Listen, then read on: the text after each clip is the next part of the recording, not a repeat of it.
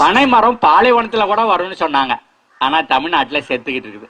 அப்படியானா என்ன அர்த்தம்னா, தமிழ்நாடு மிக மோசமான பாலையாக மாறிக்கொண்டிருக்கிறது.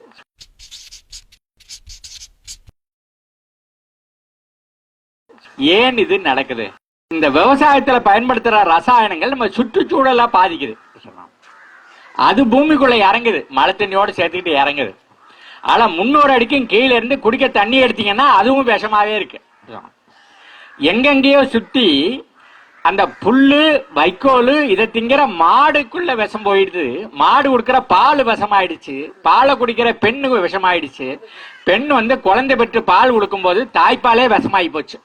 இதை விட ரொம்ப மோசமான ஒரு நிலைமை உலகத்துல வேற எங்கேயும் வர முடியாதுன்னா, ஒரு தாய் தாம் பெற்ற குழந்தைக்கு கொடுக்கறதே விஷத்தை கொடுக்குறா அப்படின்னு சொன்னா, இது உள ரீதியாகவும் உடல் ரீதியாகவும் நம்ம ஒரு ரொம்ப மோசமான ஒரு நிலையில இருக்கோம். அப்ப இதுல இருந்து விடுபடுவது எப்படி? நான் என்ன சொல்றேன்னாக்க, இயற்கையில சில விதிகள் இருக்கு. அந்த இயற்கை விதிகள் நீங்க நானு எல்லாம் பிறக்கிறதுக்கு முன்னாடியே இருந்தது. நாம செத்து போனா அதுக்கப்புறமா அது இருக்கும். அந்த இயற்கை விதிகளை மட்டும் நம்ம தெரிஞ்சுக்கிட்டோம்னா போதுமானது. நம்ம அதிகப்படியா என்ன பேசிட்டோம்னா, 40 விழுக்காடு நைட்ரஜன் போடணும், N போடணும், 20 P போடணும், 20 K போடணும் அப்படின்னு.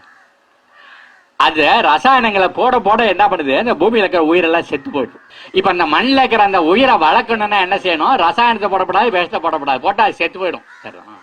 அதுக்கு பதிலாக அது கேட்கறது கழிவுகளை தான் கேட்குது.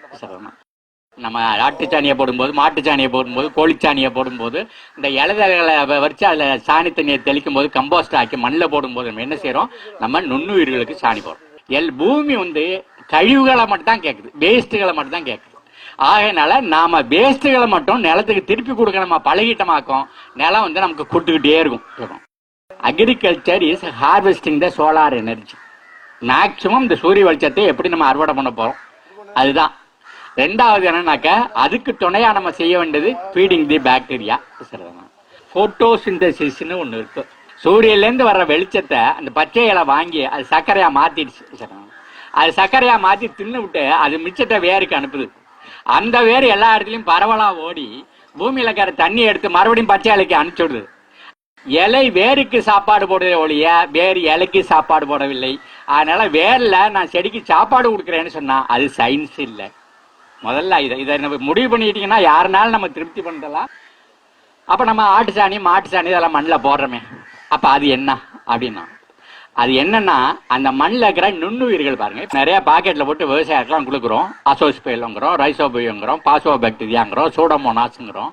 அதெல்லாம் கண்ணுக்கு தெரியாத உயிர்கள். அந்த கண்ணுக்கு தெரியாத உயிர்கள் காத்துல இருக்கிற நைட்ரஜன் எடுத்து செடிக்கு சப்ளை பண்ணுது. பூமியில உறைஞ்சு கிடக்கிற பாஸ்பரஸை இலைக்கு சப்ளை பண்ணுது. அந்த பூமியில கிடக்கிற ஒவ்வொரு பொருளையும் பொட்டாசா மாத்தி அதுக்கு சப்ளை பண்ணுது.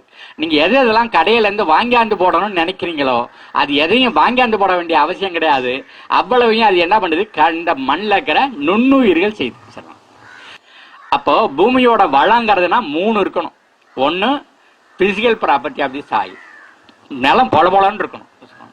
ரெண்டாவது biological property of the soil, அதுல உயிரினங்கள் இருக்கணும், நுண்ணுயிர்கள் இருக்கணும், மண்புழுவெல்லாம் இருக்கணும், பூரா இருக்கணும், தவளை இருக்கணும், நண்டு இருக்கணும்.